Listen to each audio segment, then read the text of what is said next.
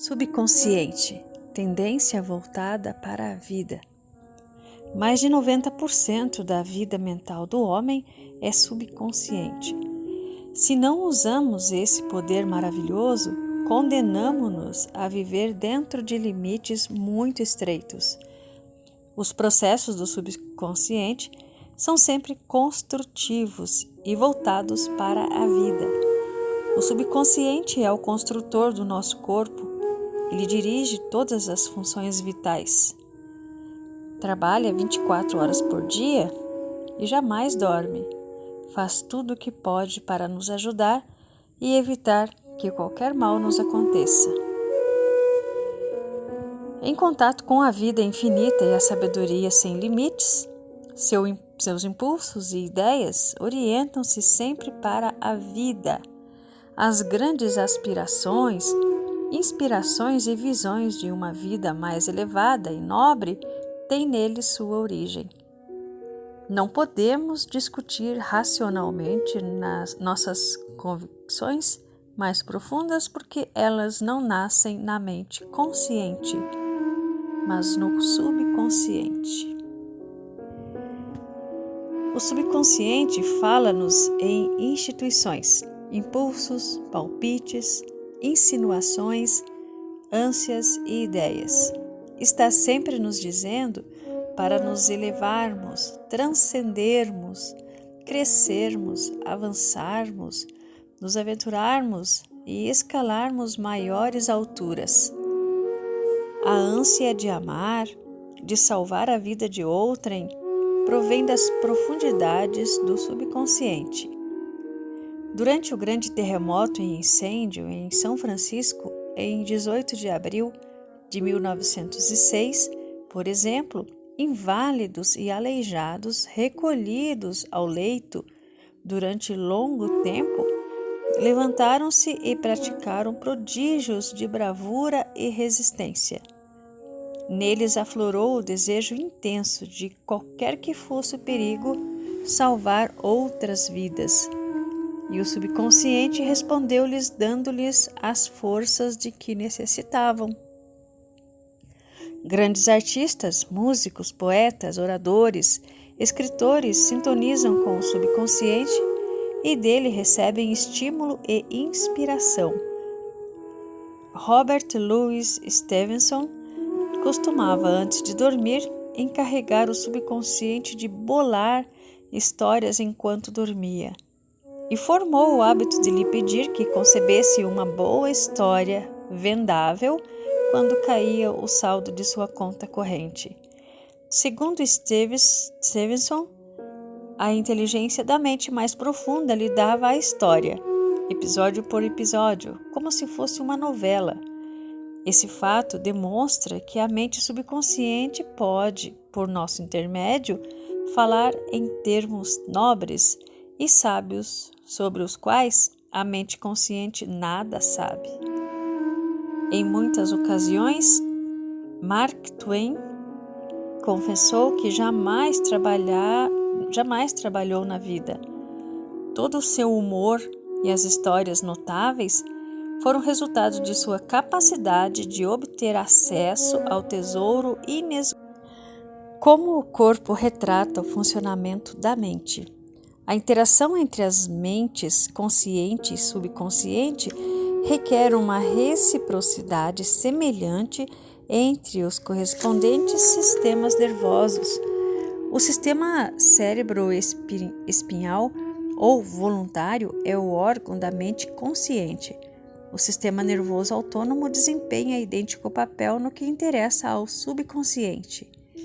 O sistema voluntário é o canal pelo qual captamos e percebemos conscientemente o que os sentidos físicos nos trazem e, por meio dele, exercemos controle voluntário sobre os movimentos do corpo. O centro de controle desse sistema localiza-se no córtex cerebral. O sistema nervoso autônomo, às vezes chamado de involuntário, tem centros de atividade em outras partes do cérebro, incluindo o cerebelo, o tronco cerebral e a amígdala cerebral. Esses órgãos têm conexões próprias com os grandes sistemas do corpo, eles controlam as funções vitais, mesmo quando a percepção consciente está ausente. Os dois sistemas podem trabalhar separados ou em sincronia. Quando a percepção de um perigo chega ao centro de comutação no cérebro, mensagens são enviadas ao córtex e à amígdala cerebral do subconsciente. A capacidade de defesa do indivíduo pode começar a reagir antes mesmo de o perigo ser notado e avaliado pelo consciente.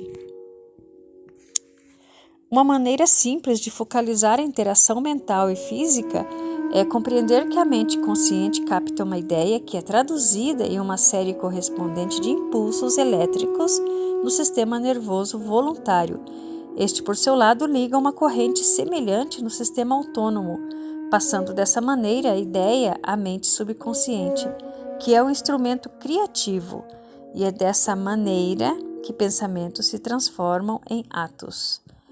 Todo pensamento elaborado pelo consciente e aceito como verdade é enviado pelo córtex aos demais órgãos do cérebro que embasam o subconsciente, a fim de ser transformado em nossa carne e manifestado como realidade em nosso mundo.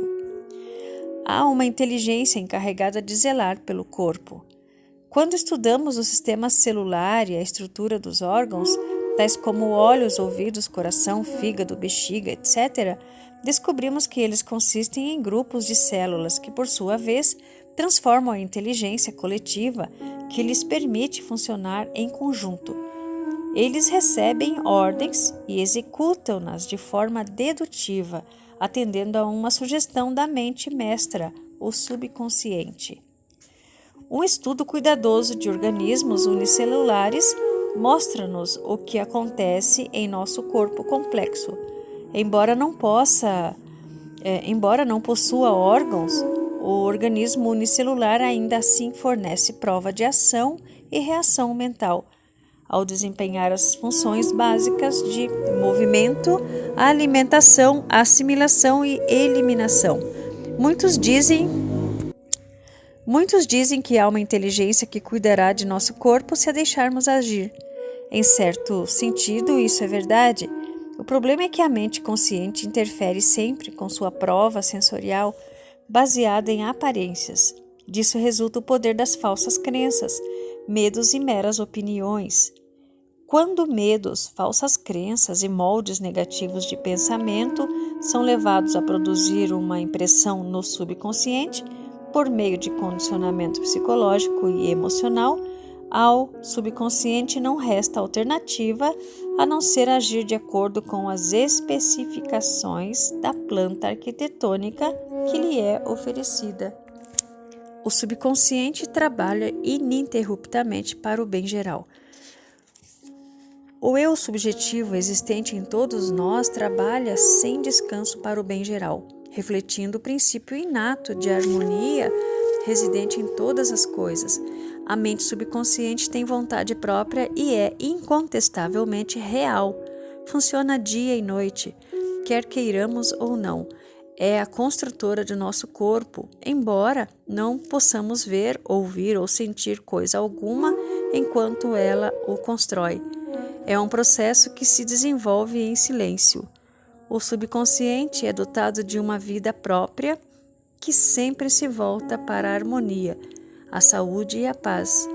A norma divina nele operante busca expressar-se através do homem em todas as ocasiões. Como o ser humano interfere no princípio inato da harmonia? Se queremos pensar de modo correto, científico, temos que conhecer a verdade, ou, como diz o versículo, conhecereis a verdade e a verdade vos libertará. João, capítulo 8, versículo 32. Conhecer a verdade significa estar em harmonia com a inteligência e poder infinitos da mente subconsciente, que sempre se move na direção da vida. Todos os pensamentos e atos desarmônicos, sejam motivados por ignorância ou intencionais, resultarão em discórdia e limitações de todos os tipos. A ciência nos diz que construímos um novo corpo a cada 11 meses, de modo que, do ponto de vista físico, temos, na verdade, apenas 11 meses de idade.